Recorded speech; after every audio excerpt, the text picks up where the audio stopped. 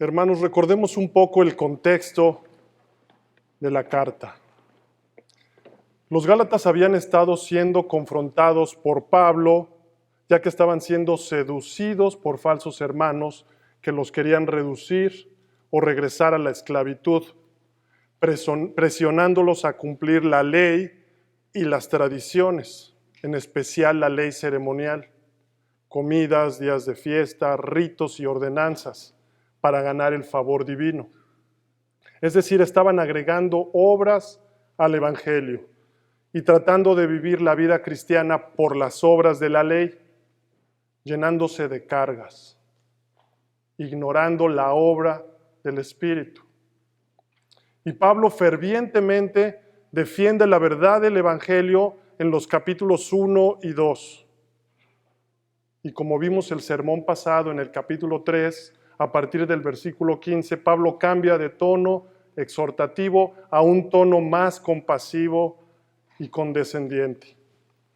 Y en términos ordinarios o comunes, usando un ejemplo humano, el apóstol presenta un contraste entre los pactos humanos con el pacto realizado por Dios consigo mismo.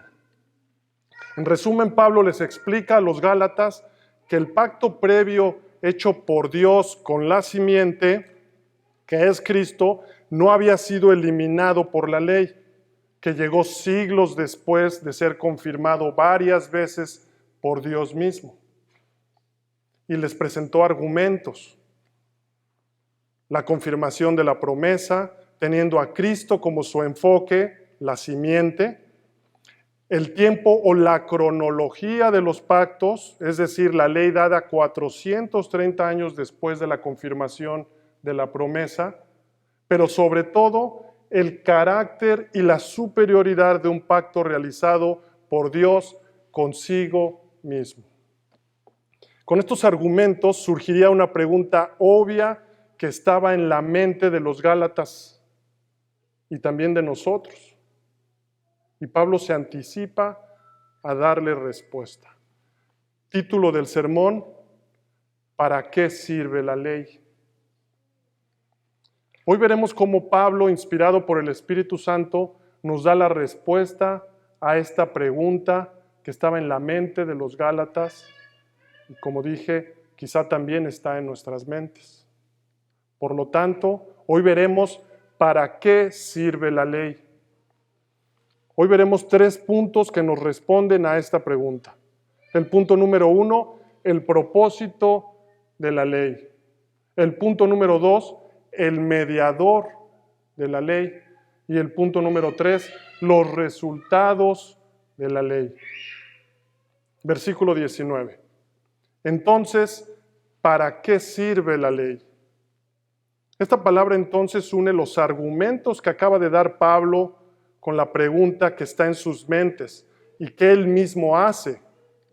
Como si les dijera, así que se preguntan, ¿para qué sirve la ley? ¿O cuál es el propósito de la ley? ¿O cuál es el beneficio? ¿O cuál es la tarea u objetivo de la ley? ¿O para qué fue dada la ley? En otras palabras, la pregunta que tenían los Gálatas en su mente, después de los argumentos que les había dado Pablo, era: si la promesa fue suficiente para salvación, entonces, ¿de qué sirvió la ley? ¿O es que falló el plan A y Dios tiene un plan B o C? Si la promesa fue suficiente, ¿esto fue lo que pasó? ¿De qué sirvió la ley? ¿O de qué sirven las regulaciones o principios? ¿Para qué fueron dados? Estas son preguntas naturales que surgen en nuestras mentes caídas o limitadas. En otras palabras, si la salvación siempre ha sido por fe y nunca por obras, y si el pacto de la promesa dado a Abraham fue cumplido en Jesucristo, ¿qué propósito real tuvo la ley? Y Pablo, inspirado por el Espíritu Santo, continúa respondiendo la pregunta que estaba en la mente de los Gálatas y quizá también en la nuestra. Vean conmigo el versículo 19. Pablo continúa: fue añadida a causa de las transgresiones. La idea es que al ser añadida es que fue dada después con el motivo de poner de manifiesto la desobediencia rotunda de los hombres, las transgresiones. Es decir, la ley moral, el decálogo, fue agregada o colocada adicionalmente para mostrarnos más nuestros pecados. En otras palabras, para hacerlos más evidentes. Y esto es porque la ley es como un espejo que mientras nos muestra el carácter de Dios y su santidad,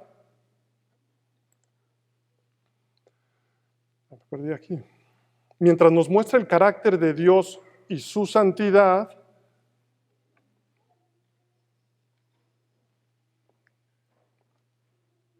al mismo tiempo nos muestra nuestra pecaminosidad y lo corto que nos quedamos de ese estándar.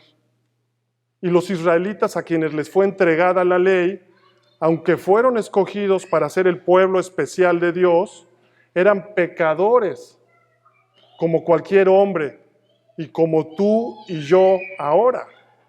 Es decir, que la ley no fue concebida para descubrir una manera de justificar, sino para mostrar al hombre lo pecaminoso que es. Nunca fue el plan B y mucho menos el plan A. Vayan conmigo a Romanos 3, 19 al 20 y síganme. Romanos 3, 19 al 20, versículo 19. Pero sabemos que todo lo que la ley dice, lo dice a los que están bajo la ley. Para que, escuchen esto, hermanos, toda boca se cierre y todo el mundo quede, ¿cómo dice? Bajo el juicio de Dios. Ya que por las obras de la ley, ningún ser humano será justificado delante de él, porque por medio de la ley es, escuchen, el conocimiento del pecado. Hermanos, tomemos esto y entendámoslo al compartir el Evangelio, incluyendo a nuestros familiares. Para que un hombre se arrepienta, primero debe reconocer que es un pecador y que está bajo el juicio de Dios, que es un transgresor. Y la ley es ese espejo que lo muestra en ambos lados.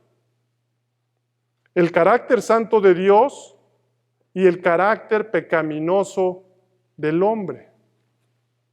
La ley fue añadida a causa de las transgresiones. La ley nos muestra nuestra pecaminosidad total, nuestra incapacidad absoluta de agradar a Dios con nuestras propias obras. Y al mostrarnos eso, nos muestra la necesidad que tenemos incondicional de misericordia y gracia divina. Y digo incondicional debido a nuestra incapacidad absoluta de cumplirla a la perfección. Así la ley fue añadida para mostrar la profundidad de nuestras transgresiones en contra de Dios. Y cuando dice añadida, no es que sea el plan B, repito, es decir, no fue añadida porque falló el plan de Dios. Dios siempre ha tenido un solo plan redentor. La salvación siempre ha sido por gracia a través de la fe. Ahora recuerden, el contexto del pasaje, algunos falsos hermanos judíos se habían introducido y ellos ahora querían judaizar a los gálatas. Ellos estaban imponiendo a los gálatas la ley, especialmente la ceremonial, como un requisito para ser creyentes. Es decir, estaban imponiendo la ley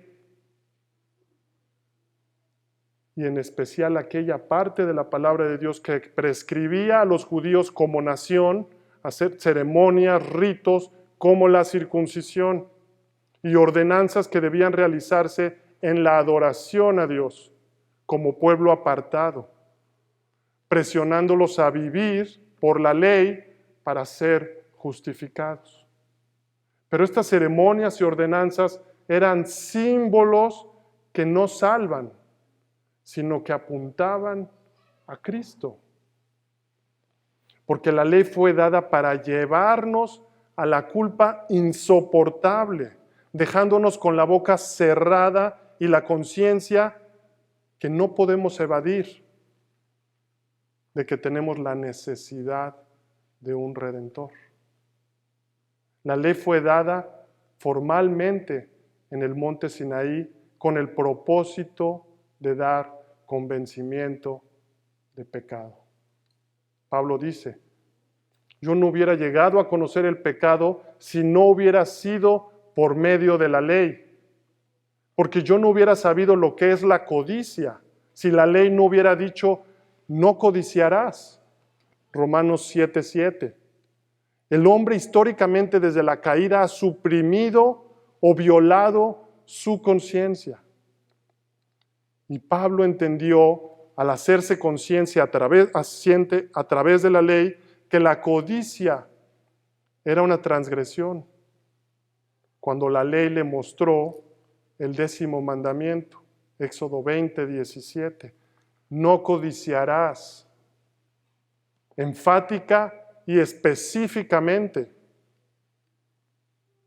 Hermanos, el propósito de la ley es definir el pecado específicamente como la violación de la voluntad de Dios declarada explícitamente, haciendo que el pecado sea mucho más obvio a la conciencia del hombre.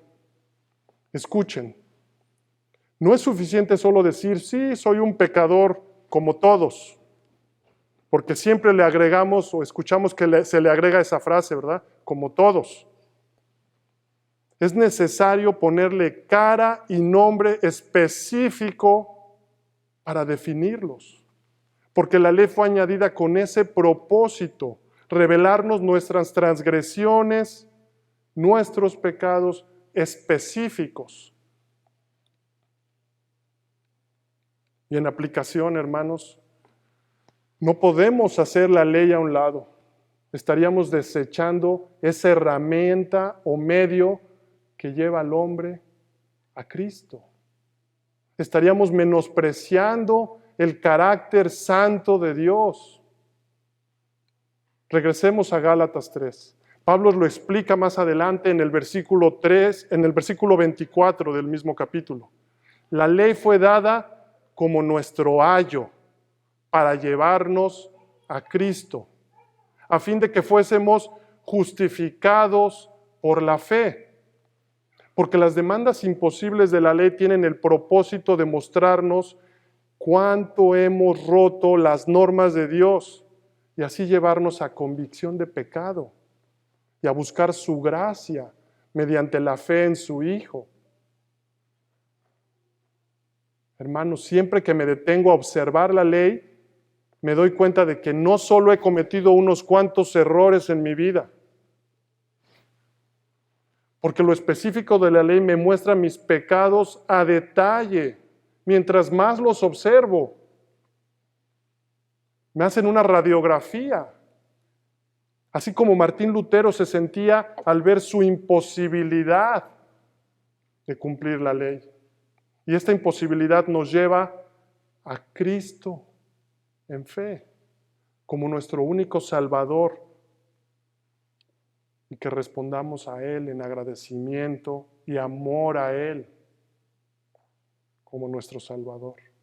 Y así le debe pasar a cualquier hombre que se da cuenta que es un pecador, que ha cometido graves ofensas contra el único y santo Dios, delante del cual ningún pecador puede quedar vivo, quedando bajo juicio.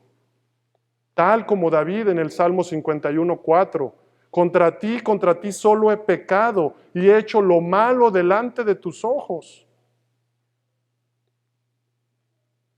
Si esto no pasa en tu vida, es necesario que medites más en la ley y que te veas en ella, porque es un espejo de dos vías, que mientras te muestra el carácter santo de Dios, al mismo tiempo te muestra lo pecaminoso que eres. La ley te muestra las violaciones a la voluntad de Dios que has cometido. Dios es quien gobierna el universo y Él te hace responsable de tu pecado. Escuchen, jóvenes, Dios te hace responsable de tu pecado. El pacto de la ley pasó hace mucho tiempo, pero las demandas morales de la ley no han disminuido, porque no empezaron ni terminaron con el pacto mosaico, porque desde la caída reinó el pecado y con el pecado entró la muerte. Y Jesús en Mateo 5, 17 al 18, en el Sermón del Monte, Él dice: no penséis que he venido para abrogar la ley.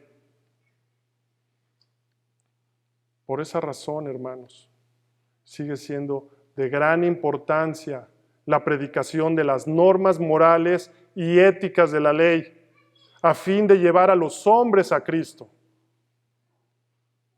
John MacArthur comenta: a no ser que los hombres se den cuenta de que todavía están en violación de la ley de Dios y siguen bajo su juicio divino, no verán necesidad o razón alguna para salvarse. La gracia no tiene sentido para una persona que no se siente delante de Dios inadecuada o en gran necesidad de ayuda. No puedes llevar a una persona a radiación o quimioterapia si un doctor calificado no le da su diagnóstico. No irá a esta persona. Y así como el enfermo no ve la necesidad de ese tratamiento, el incrédulo tampoco ve el propósito de salvarse hasta no darse cuenta de que está perdido. Él no verá la necesidad de recibir el perdón de Dios si no sabe que ha ofendido a Dios. Y la ley es ese doctor calificado que da el diagnóstico. Hermanos, el incrédulo no verá la necesidad de buscar la misericordia de Dios mientras ignore que está bajo la ira de Dios, condenado a la muerte eterna. Y el propósito de la ley siempre ha sido llevar a los hombres a la angustia por sus pecados. No podemos diluir ni rebajar el estándar.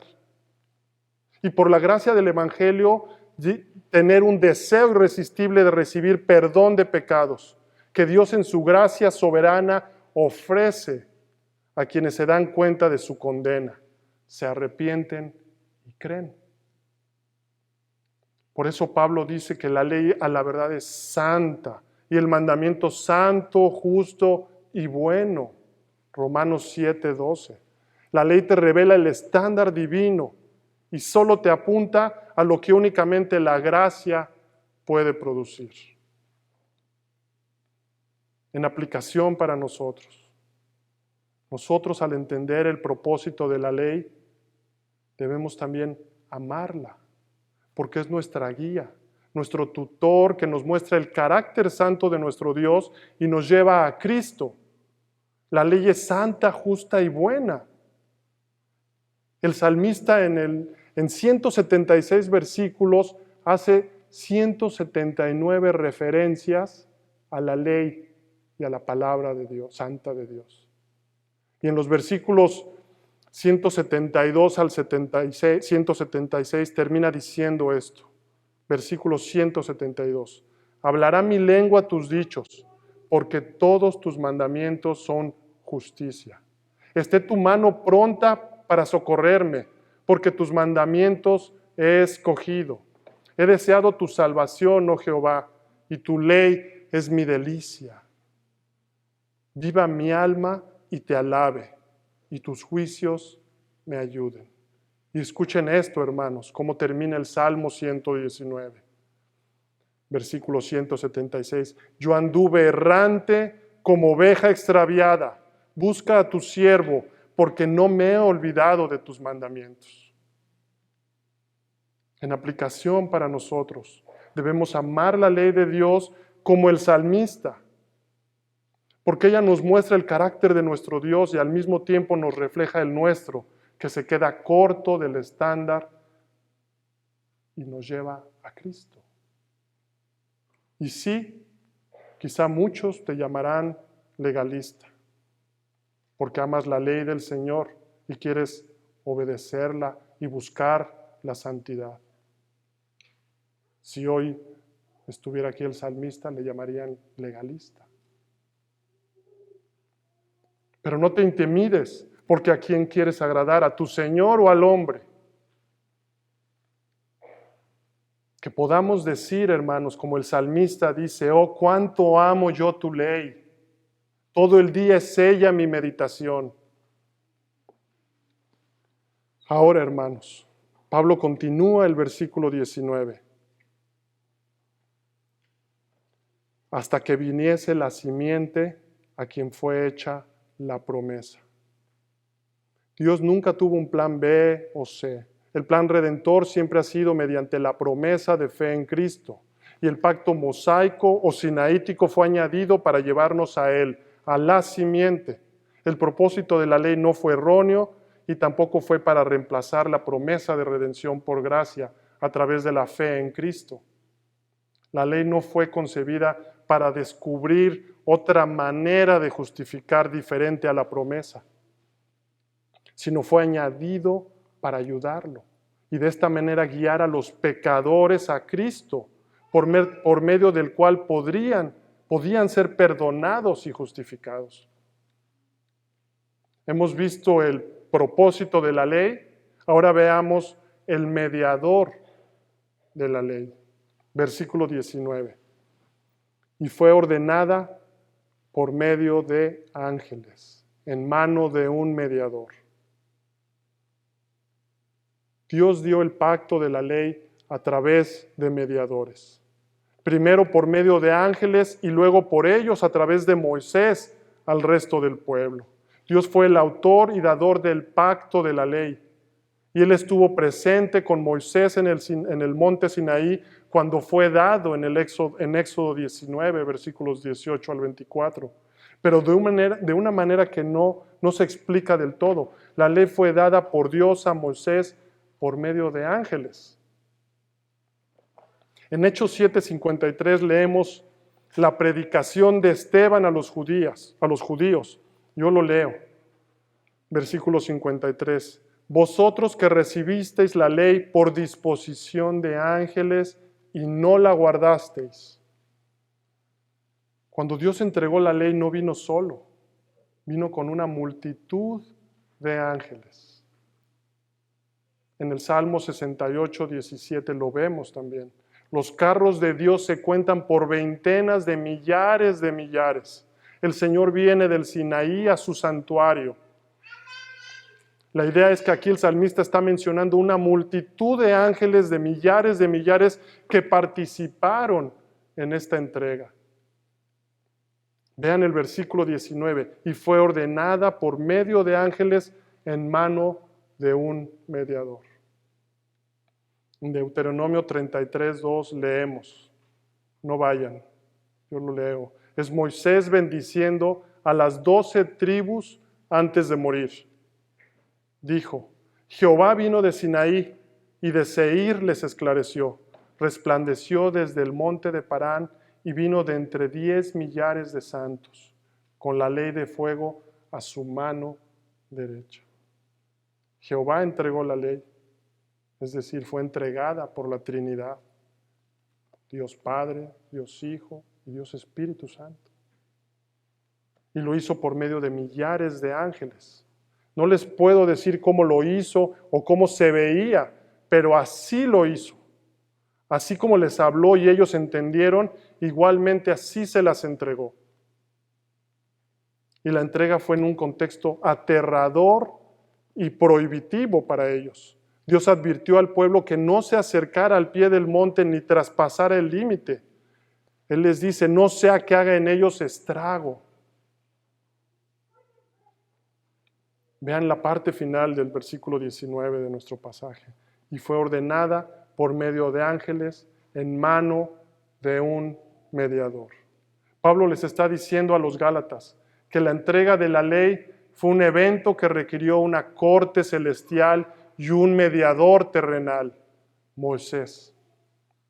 El apóstol no degrada la ley, sino más bien, como lo vemos en este texto, le da su lugar correcto. Recuerden, la pregunta en la mente de los Gálatas partiendo del versículo 18, porque si la herencia es por la ley, ya no es por la promesa, pero Dios la concedió a Abraham mediante la promesa. La pregunta era entonces, ¿para qué sirve la ley? Pablo les explica para qué sirve. Y él añade que fue entregada en mano de un mediador. Versículo 20. Y el mediador no lo es de uno solo, pero Dios es uno. Otra traducción dice, pero no hay necesidad de intermediario cuando se trata de una sola persona, y Dios es uno solo. Es decir, el pacto sinaítico, en el pacto sinaítico Dios hizo el pacto con Israel, con Moisés como mediador, como vimos en una corte celestial y en un ambiente aterrador para ellos. Y en la promesa a la simiente, Dios hizo pacto directamente con Abraham y lo ratificó consigo mismo, porque lo hizo con la simiente. Es un texto difícil y Pablo indica que la mano de un mediador, es decir, alguien que se pone entre dos partes, solo se necesita cuando hay más que una sola parte. Y Dios en el pacto con Abraham, de forma directa, sin un mediador, lo hace, porque Él era uno solo y el único responsable de hacer el pacto. Dios hizo el pacto consigo mismo. Abraham fue testigo del pacto y su primer beneficiario, pero no fue una de las partes contractuales o del contrato. Fue el beneficiario. Abraham no tuvo parte alguna en el establecimiento o mantenimiento del pacto. Esa responsabilidad fue únicamente de Dios. Vean el versículo 20. Y el mediador no lo es de uno solo, pero Dios es uno. Estos son los dos temas de este contexto que Pablo está aclarando. ¿Para qué sirve la ley con relación a la promesa? La ley tiene el propósito de llevarnos a Cristo. Y la promesa, que es el pacto de gracia, por la fe en Cristo. Pablo está aclarando a los Gálatas que si la ley fue dada para llevarnos a Cristo, entonces no puede haber ningún desacuerdo entre ambos. Vean el versículo 29. Luego, ¿la ley es contraria a las promesas de Dios? En ninguna manera.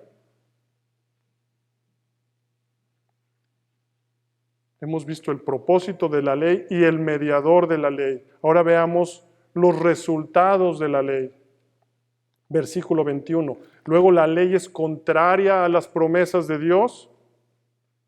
Pablo está reiterando con otra pregunta la idea de que no está en desacuerdo o en contra la ley y la promesa. Pues Dios mismo dio las dos. Y él mismo responde negativa y enfáticamente, en ninguna manera, como diciendo Dios no lo quiera, Dios no opera en contra de sí mismo. Tal proposición es impensable en el plan de Dios. En Romanos 3:21 Pablo lo dice, pero ahora sin la ley, Dios ha mostrado de qué manera nos hace justos. Y esto lo confirman la misma ley y los profetas. La ley confirma la promesa al llevarnos a Cristo y nos muestra la única manera en que podemos ser considerados justos delante de Dios. Y en Romanos 3:31, Pablo también subraya la idea de que no están en contra. Él dice, entonces, ¿con la fe quitamos el valor a la ley? Claro que no, más bien afirmamos el valor de la ley. Es porque la ley y las promesas, el Evangelio, no pueden estar en conflicto, sino todo lo contrario, están en completa armonía. Pablo continúa, porque si la ley dada pudiera vivificar, la justicia fuera verdaderamente por la ley. Mas la Escritura lo encerró todo bajo pecado, para que la promesa que es por la fe en Jesucristo fuese dada a los creyentes. En otras palabras, la ley es inferior porque no puede salvar, porque es incapaz de vivificar o impartir vida al pecador. Si lo hubiera podido hacer, entonces sí habría sido contraria a las promesas de Dios, porque habría suministrado un camino de salvación alternativo y contradictorio. Habría hecho de la muerte de Cristo algo trágico e innecesario. Pero la idea es que el propósito de la ley nunca fue que tuviera como resultado dar vida, sino el resultado de encerrar todo bajo pecado, para que la promesa fuera dada a los creyentes. Como si dijéramos que la ley trabaja para llevarnos a la promesa. Nunca olvidemos que el castigo de la ley es una sentencia de muerte y que su principal propósito es el de llevarnos a Cristo. Ningún pecador es justificado por la ley, pero no porque haya falla en ella. La falla está en el pecador.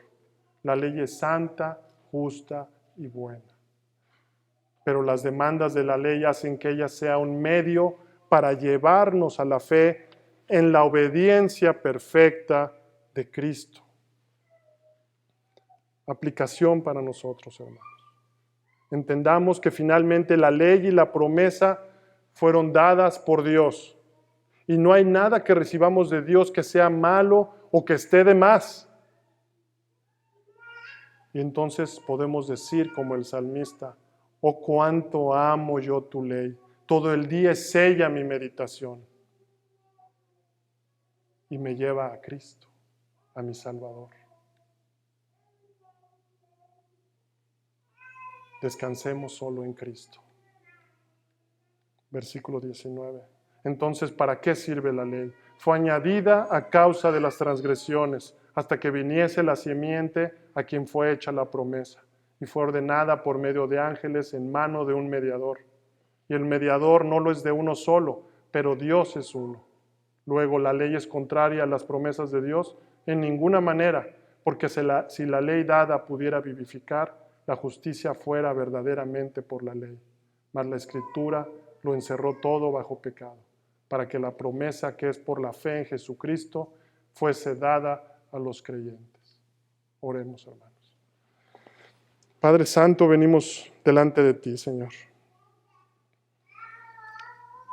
Escuchando tu palabra, Señor. Escuchando tu ley, Señor. Y el propósito de tu ley, Padre, que nos lleva a Cristo, Señor. Padre, que podamos decir como el salmista: cuánto amo tu ley, Señor. Todo el día medito en ella, Señor. Gracias, Padre, porque tú